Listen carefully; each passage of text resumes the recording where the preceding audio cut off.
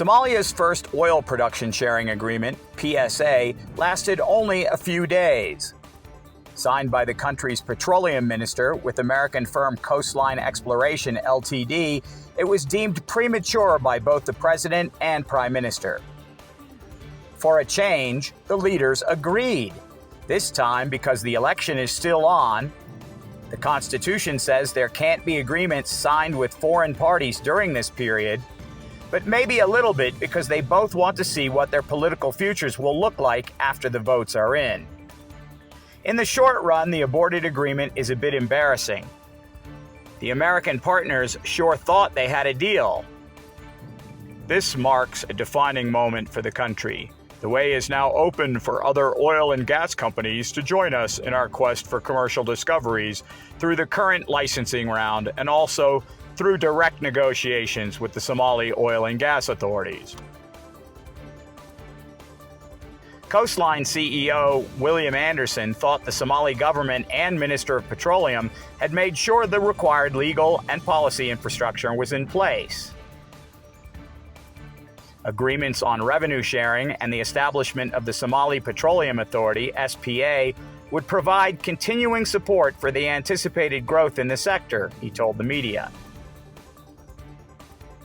Georgian billionaire Alexander Japaridze is on the board of directors at Coastline. He is reputed to be close to Russian leader Vladimir Putin. He is also the main force behind Soma Oil and Gas, which did some exploration off the Somali coast in 2013. Japaridze hired former Prime Minister Hassan Ali Khari the same year.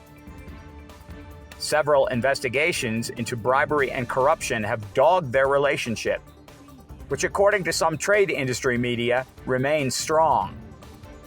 Connecting the dots, this deal is going to happen sooner or later. Omar Lucien Kofi writes in Le Journal L'Afrique, "The oil deal with Coastline Exploration will therefore in reality only be suspended. While the country is experiencing one of the most serious socio-economic crises, a PSA in the hydrocarbon sector could act as a springboard for the chief executive. Whether in the near future, Roble or Formaggio, the transfer of natural resources will be the asset of the next occupant of Villa Somalia." The Somali Auditor General has forwarded a case to the Attorney General, potentially tying up the deal for a while. But once a new government is in place, look for Coastline Exploration to be back in Somalia's media headlines once again.